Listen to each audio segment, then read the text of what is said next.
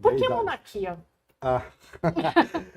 Bom, inicialmente, vocês não têm... Eu tô tenso para estar aqui com você. Olha, eu tava super tranquilo, mas agora eu tô tenso, porque é diferente quando você pode fazer um diálogo com pessoas altamente qualificadas, né, que te conhecem de uma forma e você tem que manter uma linha lógica, porque no dia a dia a gente pode ser contraditório, pode ser incongruente, pode ser incoerente, pode ser qualquer coisa. Então, primeiro, poxa, muito obrigado pelo convite. É uma grande... O que faltava no meu currículo era isso. Não falta também dos milhões de dólares, mas isso aí está aberto, por favor, faça o Pix para o Suano. Então, olha, mas eu estou dizendo para vocês, eu estou muito feliz. E eu dou um beijo para todo mundo, dou um beijo para essa equipe maravilhosa. Eu só vou falar comandada pela Mafê, que a gente não pode andar muito. E eu vou responder a tua pergunta. Eu não fui monarquista, na realidade eu me tornei monarquista pelo entendimento do que a monarquia representa ou de todas as soluções que ela traz. Não é assim, eu gosto da monarquia porque eu acho que são pessoas que são diferentes, são pessoas que são herdeiras de sangue, isso é bobagem. Eu cheguei à monarquia pelo entendimento de qual seria um modelo mais equilibrado. Vou começar tocando fogo. Eu prefiro, por exemplo, já vou explicar por quê, pagar 50 milhões de dólares por ano para uma família real, cumprir o seu papel perante a sociedade e perante as instituições políticas, do que a cada 4 anos eu gastar R$1 bilhão para eleger um indivíduo que pode ser um dislexo, pode ser um tosco, pode ser um mentiroso.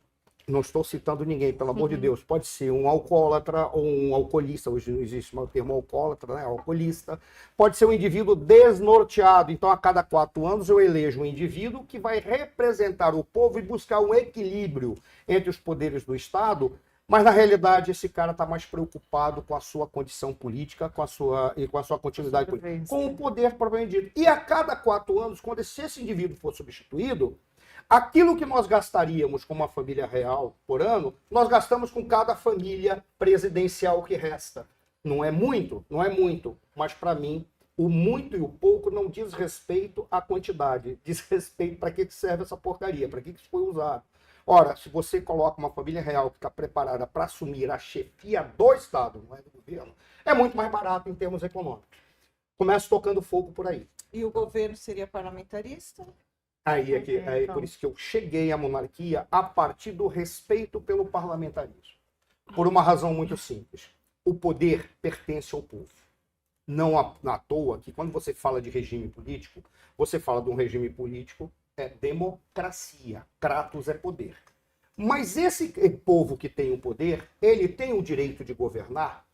Nunca o povo governou, o povo não governa e jamais o povo governará.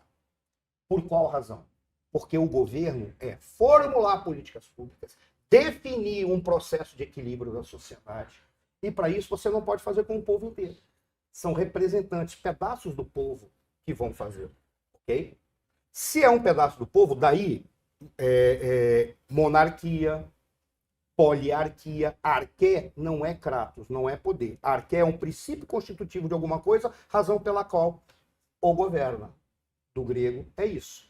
Quando você fala e diz assim, opa, nós temos um modelo em que você dá o poder para o povo, mas você não pode dar o governo, porque o povo não tem como governar. Qualquer manual de ciência política já diz isso, porque não tem espaço, não tem tempo, não tem possibilidade, não tem como. Mas o povo tem uma condição que é o que configura o seu poder.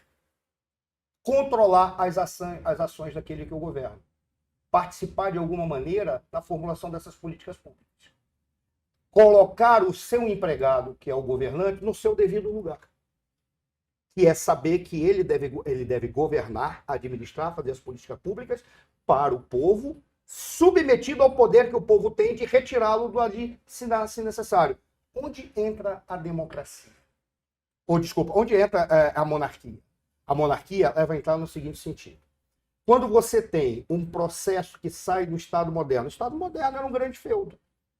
Por que o Estado moderno tem a configuração de um Estado absolutista, de uma monarquia absolutista? Porque o feudo era uma propriedade de alguém. Ok, essa propriedade tem um rei. Poder executivo, legislativo, judiciário está nas mãos dele. Qual é a tendência da ciência política? Entender que o poder não é desse cara, nem por isso também não é a soberania, daí que foram criados os conceitos de soberania, que joga para o povo. Aí você fragmenta os três poderes, já com Montesquieu, executivo, legislativo e judiciário, porque você sabe do risco que é você ter o poder concentrado nas mãos de um. Então você pega um segmento que legisla, um segmento que julga e um segmento que governa. E governa administrativamente, ou administra a coisa pública para o povo, que tem um poder sobre ele. Aí vem, onde entra a monarquia aí? O que nós descobrimos? Cada sistema político que é criado, ele tem características que, se você não fizer de uma forma mais adequada e perfeita, uma forma que consiga ter um equilíbrio entre os poderes, essa é a história da ciência política. Explicar como se dá o equilíbrio entre os poderes para que nenhum deles se sobreponha ao outro, porque você não pode mais voltar para um absolutismo monárquico. Se você não tiver uma forma equilibrada, correta, transparente, você vai ser obrigado a ter um grupo que se sobrepõe a todos eles para preservar o equilíbrio. Como é que você faz isso? Tudo na cabeça, né? Hoje você tem quem? Você tem o judiciário do Supremo Tribunal Federal dizendo o quarto poder somos nós. Não, você precisa ter um quarto poder, que tem uma única função, que é de regular as relações entre os três poderes. Quem vai ocupar esse quarto poder? Vai ser o judiciário, que nem falou o Toffoli, está brincando comigo. O judiciário não é uma instituição política.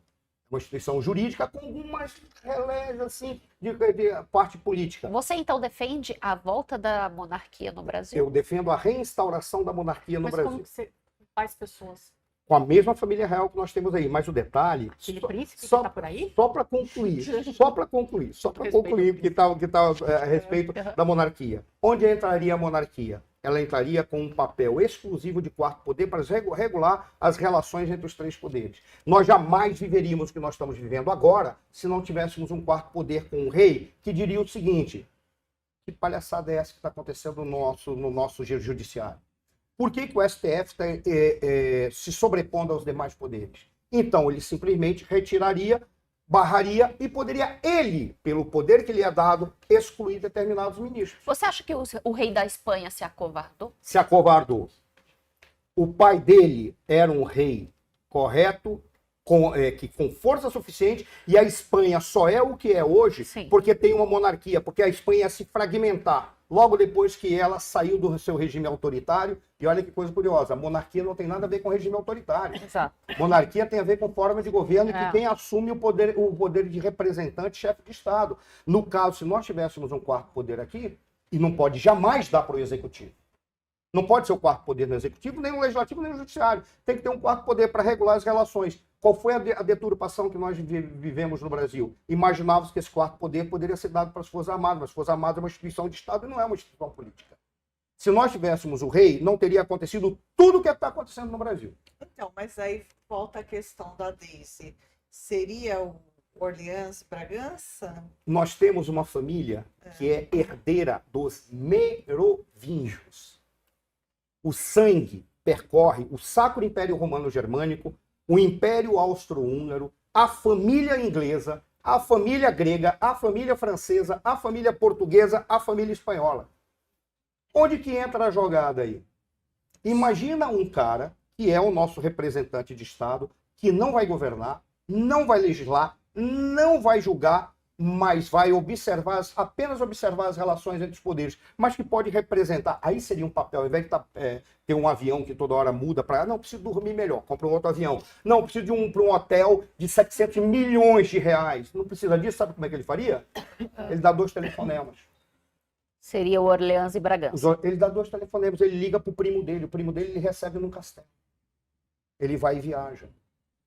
Por exemplo, Então, mas aí é uma figura para fazer as relações exteriores, é isso? Para representar o Estado brasileiro naquilo que for protocolar, ok? Que pode, no caso de uma guerra, assumir o controle das Forças Armadas, mas entregar para aqueles que devem comandar a guerra e internamente com uma única função: regular as relações entre os poderes.